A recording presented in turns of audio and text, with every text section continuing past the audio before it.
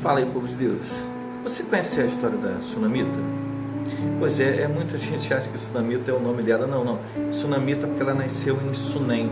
Sunem quer dizer em hebraico, é uma cidade que quer dizer em hebraico terra de repouso, terra de descanso. Sunamita, ela era uma mulher que era casada com um homem já de idade e diz a Bíblia que ela era muito rica, ela tinha tudo sob controle, né? Aparentemente.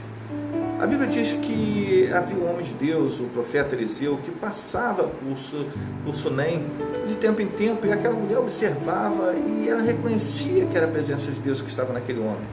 Ela quis trazer essa presença para dentro de casa e falou com seu esposo e começou a preparar uma refeição. Então toda vez que aquele homem passava, ela chamava aquele homem e ele sentava à sua mesa.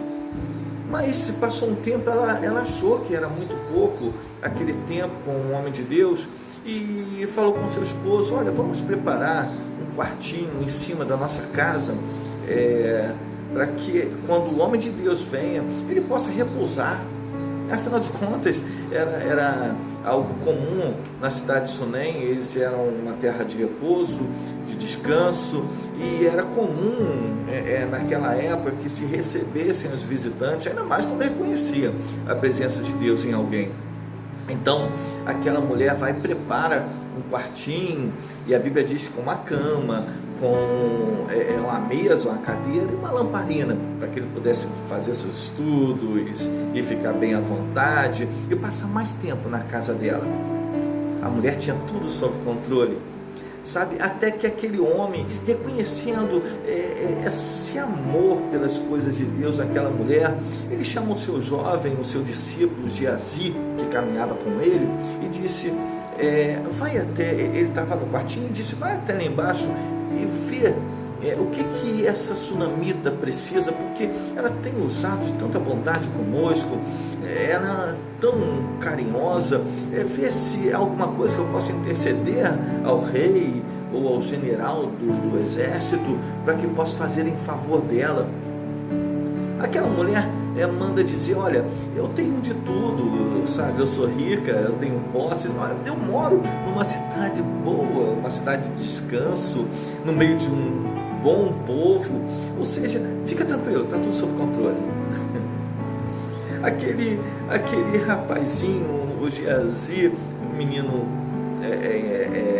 com uma visão espiritual tremenda, chega para o seu Senhor e diz: olha, Eliseu, ela disse que não precisa de nada.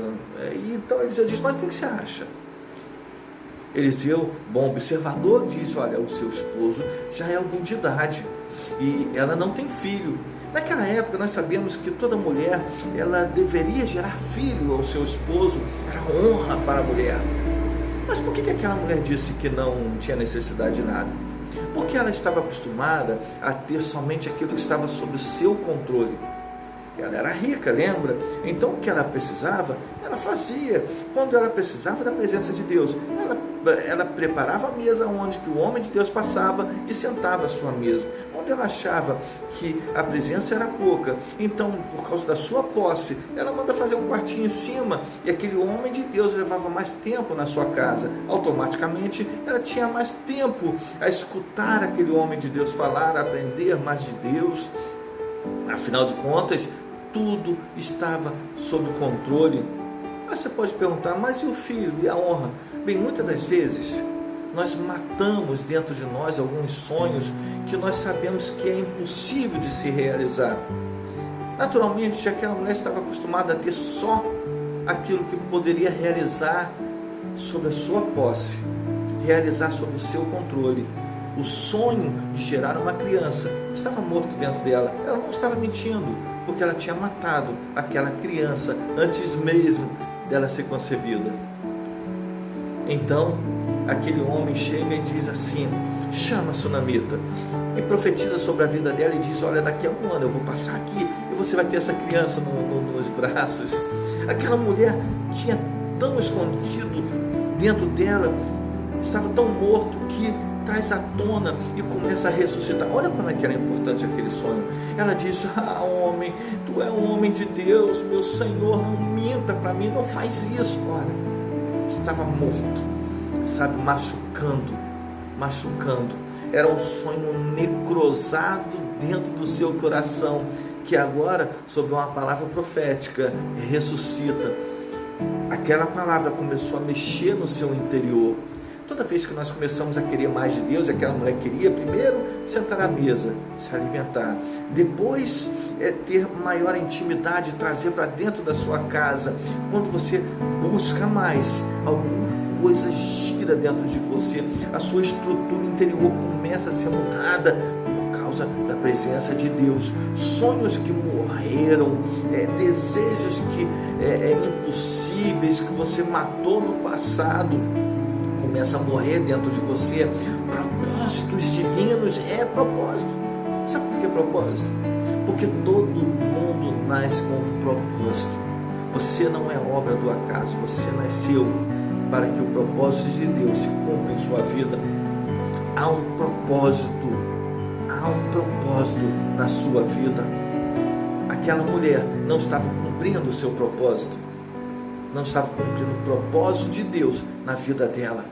Ela apenas vivia bem e tinha controle sobre todas essas coisas. A Bíblia diz que passou um tempo, aquela mulher, ela concebeu realmente um filho.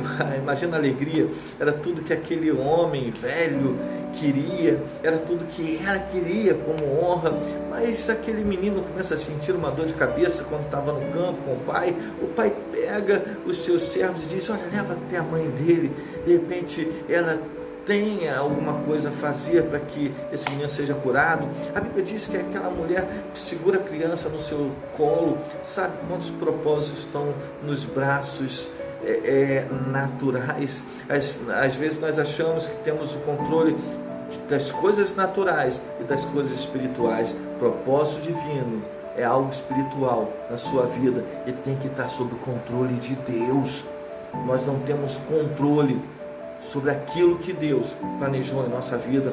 Quando nós tentamos tomar o controle, nós permitimos que essas coisas, que esses sonhos, que esses propósitos, que esses ministérios, que esse chamado venha morrer em nossos braços.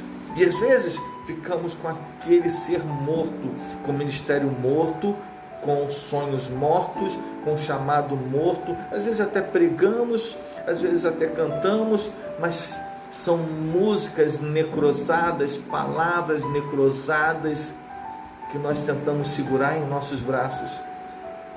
Aquela criança estava morta no braço da mãe. Parece que tudo tinha acabado. Mas aquela mãe pega aquela criança e deita sobre a cama que aquele homem dormia, naquele quartinho separado. Se fosse outro tempo, com aquele outro nível de intimidade, talvez aquela mulher estivesse esperando o tempo onde que aquele homem de Deus viesse sobre aquele lugar, entrasse no quarto e visse aquela criança morta e fizesse alguma coisa. Sabe, muitas das vezes nós vivemos um ministério assim. Nós temos os nossos sonhos mortos, nós temos as nossas frustrações ministeriais, o nosso chamado morto. Estamos sentados esperando que Deus venha fazer alguma coisa. Estamos sentados esperando que naquele momento certo, na hora certa, Ele venha fazer alguma coisa. Quando na verdade Deus está querendo que você se levante e tome uma atitude. Aquela mulher deixou aquela criança na cama, mas ela levantou e tomou uma atitude. A Bíblia diz que ela pediu ao marido que preparasse um jumento, um cavalo, não lembro, e foi em direção ao homem de Deus. Há tempo de buscar a Deus intensamente. Sabe, o marido disse: olha, mas hoje não é sábado, nem é dia de lua nova, porque o marido entendia que existia o tempo certo para ir até o homem de Deus.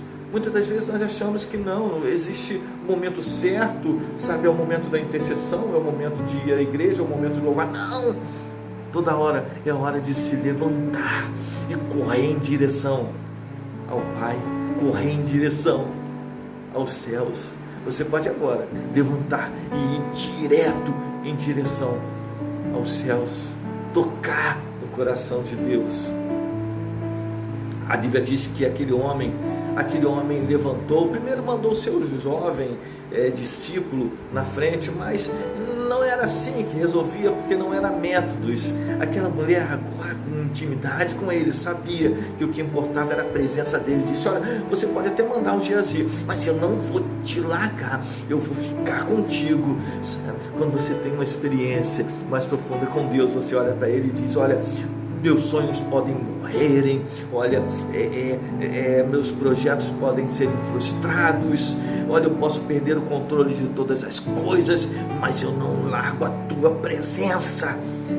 A intimidade nos leva a isso. Então aquele homem levanta e decide ir com a sunamita, e quando chega e vê aquele menino deitado sobre a cama, ele entende: agora ele entendeu. Sabe, muitas das vezes você tem que repousar os seus sonhos, você tem que descansar os seus projetos, você tem que colocar o seu ministério à disposição de Deus, você tem que colocar o seu chamado à disposição de Deus. Então aquele homem deitou sobre o menino, o Espírito Santo virá sobre a sua vida, virá sobre o seu ministério, virá sobre o seu chamado, virá sobre o propósito divino em suas vidas, e se estiver morto, vai ressuscitar em nome do Senhor Jesus.